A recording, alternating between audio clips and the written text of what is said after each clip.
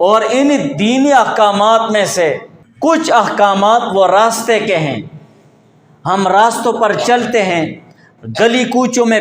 اٹھنا بیٹھنا کرتے ہیں، گلی کوچوں میں گپ شپ لگاتے ہیں، لیکن ہم نے کبھی یہ نہیں سوچا ہے کہ اس راستے کے حقوق بھی ہیں، اس راستے کا حق ہے جسے ضائع نہیں کرنا چاہیے۔ احادیث میں اس کی سخت تاکید ذکر ہوئے ہے، راستے کے 9 حقوق تقریباً احادیث میں ذکر ہوئے ہیں، اور یہی راستے کے حقوق ہمارے دین اسلام کے احکامات میں سے ایک حصہ بھی ہے۔ آج اگر ہمارے گلی کوچے اور راستے خراب ہیں، بیکار ہیں، تو یہ ہم مسلمانوں کی کمزوری کی وجہ سے ہے، کم ظرفی کی وجہ سے ہے۔ وہ بھی ایک زمانہ تھا کہ اگر کسی راستے میں تکلیف دینے والی چیز پڑی ہوتی ہے، بلیڈ پڑا ہوتا یا اسی طرح پتھر پڑا ہوتا، کانٹا پڑا ہوتا یا تکلیف دینے والی ٹہنی پڑی ہوتی، تو یہودی اور عیسائی کہتے کہ شاید اس راستے سے کوئی مسلمان نہیں گزرا ہے، شاید اس راستے سے کوئی مسلمان نہیں گزرا ہے، اسی لیے یہ چیز راستے میں پڑی ہوئی ہے۔ اگر کوئی مسلمان اس راستے سے گزرا ہوتا تو یہ چیز راستے میں پڑی نہیں ہوتی، اس لیے کہ مسلمانوں کو ان کا دین، مسلمانوں کو ان کا اسلام راستے کے حقوق سکھاتا ہے، راستے پہ چلنے، اور یہ تمام راستوں کا حکم ہے،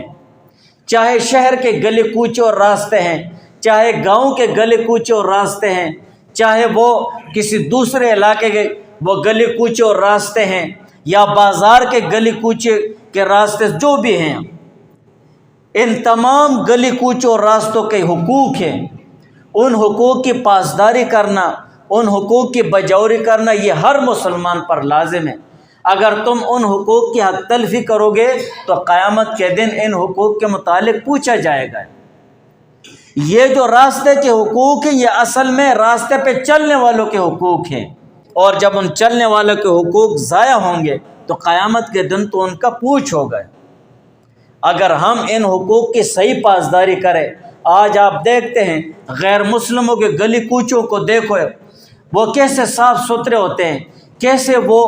ماحول مہیا کر رہے ہوتے ہیں ان گلی کوچوں میں کہ وہ چلنے والوں کو کوئی تکلیف اور پریشانی نہیں ہوتی۔ ہم مسلمان ان کے اپوزٹ چل رہے ہیں،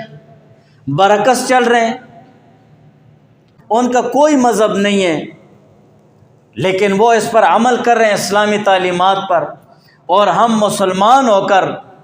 جو دین اسلام سے بڑھ کر کوئی مذہب بھی نہیں ہے، اور یہ ایک ایسا عالمگیر مذہب ہے کہ پوری دنیا میں کوئی مذہب ایسا نہیں ہے جو اس انسان کے زندگی کے تمام شعبوں پر حاوی ہو، لیکن ہمیں اللہ تعالیٰ نے ایسا دین دیا ہے جس میں تمام احکامات موجود ہیں، گلی کوچے اور راستوں کے حقوق بھی موجود ہیں، لیکن ہم اس پر عمل کرنے سے عاری ہیں، ہم اس پر عمل کرنے سے خالی ہیں۔ یہ کیوں؟ یہ ہماری کمزوری ہے، یہ ہماری کمظرفی ہے۔ راستے کے حقوق اور آداب کے متعلق ابو سعید خدری رضی اللہ تعالیٰ عنہ سے روایت ہے، ان نبی صلی اللہ علیہ وآلہ وسلم قال، کہ بے شک حضور علیہ السلام نے فرمایا، ایاکم والجلوس بالطرقات، کہ خصوصیت کے ساتھ گلی کوچوں اور راستوں میں بیٹھنے سے بچو۔ فقالو، تو صحابہ نے عرض کیا، یا رسول اللہ ما لنا من مجالسنا بد، کہ یا رسول اللہ ہمیں تو راستوں اور گلی کوچوں میں بیٹھنے سے کوئی گریز نہیں ہے، ہمارا گلی کوچوں اور راستوں میں بیٹھنا مجبوری ہے، اس لیے کہ راستوں میں ہماری ملاقات ہوتی ہے، ہم ایک دوسرے سے ملتے ہیں، وہاں پر کوئی خاص بیٹھنے کے لیے جگہ نہیں ہوتی ہے، راستے میں ہم کھڑے ہوتے ہیں، ایک دوسرے سے حال احوال پوچھتے ہیں، دینی حوالے سے، دنیاوی حوالے سے کسی کی خبر پوچھ لیتے ہیں، جیسے ہمارا عام ماحول بنا ہوا ہے۔ اگر یہاں بھی مسجد سے نکلتے ہیں تو کالونی تک جاتے جاتے ہم گپ شپ پہ جاتے ہیں، ہاں، اگر ہم اپنے علاقے میں ہوتے ہیں، مسجد میں نماز پڑھتے ہیں، مسجد سے باہر نکلتے ہیں، ادھر سے ایک دوست آ رہا ہے، ادھر سے ایک رشتہ دار آ رہا ہے، مسجد میں آیا ہوتا ہے، وہاں پر ملاقات کرتے ہیں، ملتے ہیں، 2 منٹ 10 منٹ گھنٹوں بھی کھڑے رہتے ہیں، یا اسی طرح آدمی باہر گلی میں جا رہا ہے تو راستے میں آپ کے ساتھ 10 آدمی ملیں گے، 2 آدمی آپ کے ساتھ 10 منٹ کھڑے ہوں گے، دوسرا 30 منٹ کھڑا ہو گیا، اسی طرح کوئی مہمان آ جائے گا تو ہمیں تو مجبوری ہے، ہم راستوں میں، ہمارے لیے راستوں میں کھڑا ہونا، بیٹھنا ہونا ہے۔ نتحدث فیہا، ہم بات چیت کرتے ہیں آپس میں۔ صحابہ نے عرض کیا قال فیدا ابیتم الا المجلس، حضور علیہ السلام نے فرمایا جب آپ کے لیے لابدی ہے، لاچاری ہے اور مجبوری ہے گلی کوچ اور راستوں میں بیٹھنے سے، فآتوا الطریق حقہ، تو پھر راستوں کو اپنا حق دو، راستے کا حق ادا کرو۔ پھر قالوا وما حق الطریق، تو صحابہ نے عرض کیا کہ راستے کا کیا حق ہے یا رسول اللہ؟ قال، تو حضور علیہ السلام نے فرمایا غض البصر وکف الاذی ورد السلام والامر بالمعروف والنہی عن المنکر۔ حضور علیہ السلام نے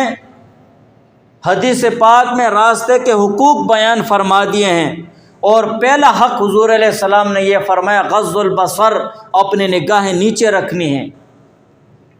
اپنی نظریں نیچے رکھنی ہیں۔ دوسرا حق یہ فرمایا کف الاذی، کسی کو تکلیف نہیں دینا ہے، کسی کو پریشان نہیں کرنا ہے، کسی کو مصیبت میں نہیں ڈالنا ہے۔ اور تیسرا حق راستے کا یہ ذکر کیا ورد السلام، سلام کرنے والوں کا